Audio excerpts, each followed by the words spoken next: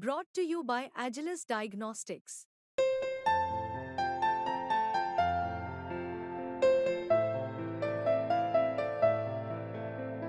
Agilus Diagnostics.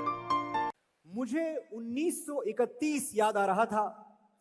1931 का वो क्षण जब भगत सिंह, राजगुरु, सुखदेव लाहौर सेंट्रल जेल में तीनों कैद हैं। फांसी का हुक्म सुनाया जा चुका है। तारीख नहीं आई है पर फांसी का हुक्म सुनाया जा चुका है। किसी भी दिन फांसी की तारीख आ सकती है। साथियों, एक दिन दो अंग्रेज ऑफिसर भगत सिंह से मिलने आते हैं। रॉबर्ट और बार्कर, भगत सिंह के परिवार वाले यहां बैठे हुए हैं। वो इस चीज को मुझसे बेहतर जानते हैं, लेकिन जितना मैं जान पाया मैं आपके सामने बांटता हूं, क्योंकि ये कथा जब मैंने सुनी तो मेरे शरीर का रोम रोम झनकार उठा। दो ऑफिसर रॉबर्ट और बार्कर आते हैं मुख्यमंत्री जी, और भगत सिंह से कहते हैं, भगत, बर्तानिया सरकार ने सोचा है कि तुम्हारी फांसी माफ कर दी जाए, तुम्हें जीवन दान दे दिया जाए।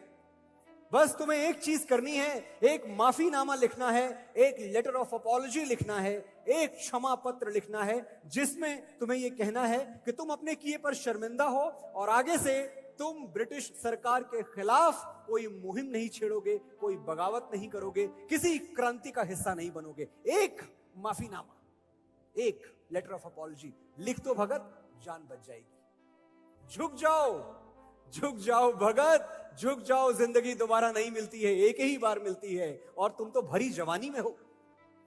भगत सिंह ने कुछ कहा नहीं, बस चुपचाप मुस्कुरा कर रॉबर्ट और बार्कर की ओर देखते रहे।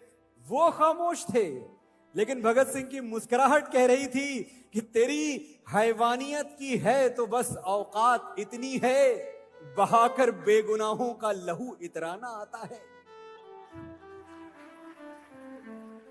तेरी हैवानियत की है तो बस औकात इतनी है, बहाकर बेगुनाहों का लहू इतराना आता है। गुरूरे बेखबर ये बात तुझको कौन समझाए, वो सर झुक ही नहीं सकता जिसे कट जाना आता है। इनकलाब, भारत माता की वंदे वंदे वंदे। हाँ, और होता क्या था उन दिनों? लाठियां, डंडे, कोड़े बरसाए जाते थे और कहा जाता था कि एक बार बोल दो long live the queen. Bhagat Singh से बहुत बार कहा गया, लॉन्ग लिव द क्वीन, इतना ही तो बोलना है, बोलो ना। और वो कहते थे, देखो लॉन्ग लिव द क्वीन, रानी, हम तो बस एक ही रानी को जानते हैं, वो माता रानी है, कहो तो उनका जयकारा लगा दें, बाकी किसी रानी को हम जानते नहीं। बोलो साचे दरबार की जय। नवरात्रि चल रही है और आप सोचें, भगत से जब ये कहा गया कि माफी मांगो, तो शायद इतिहास का एक पन्ना यह भी है कि माफी नामा तो नहीं, लेकिन एक चिट्ठी सरदार भगत सिंह ने अंग्रेज सरकार को लिखी थी। क्या लिखा था उस चिट्ठी में? उस चिट्ठी में भगत सिंह ने लिखा था कि मेरी फांसी रद्द कर दी जाए, मुझे फांसी ना दी जाए। मैं ब्रिटिश सरकार से गुजारिश करता हूं कि मेरी फांसी का फैसला बदल दिया जाए, क्योंकि फांसी अपराधियों को दी जाती है और मैं क्रांतिकारी हूं, भारत मां का सिपाही हूं, मुझे भरे चौराहे पर गोली से उड़ा दिया जाए।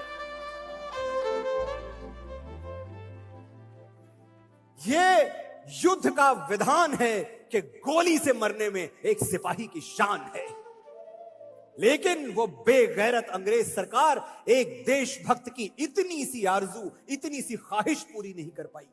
पहुंचा दिया भगत सिंह को फांसी के तख्ते तक। और भगत को तो वीर गति चाहिए थी, भगत को तो बलिदानी होना था। उन्होंने सोचा, चलो कोई बात नहीं, गोली नहीं तो फांसी ही सही। भगत ने फांसी का फंदा, उस दिन आज का ही दिन था, भगत ने फांसी का फंदा ऐसी दीवानगी से चूमा जैसे मेहंदी से सजे हुए अपनी दुल्हन के हाथ चूम रहे हो। ए दुल्हन, मैं राख बन सतलज नदी में बह गया। ए दुल्हन, मैं राख बन सतलज नदी में बह गया, पूछ मत तेरी जुदाई दिल पे कैसे सह गया।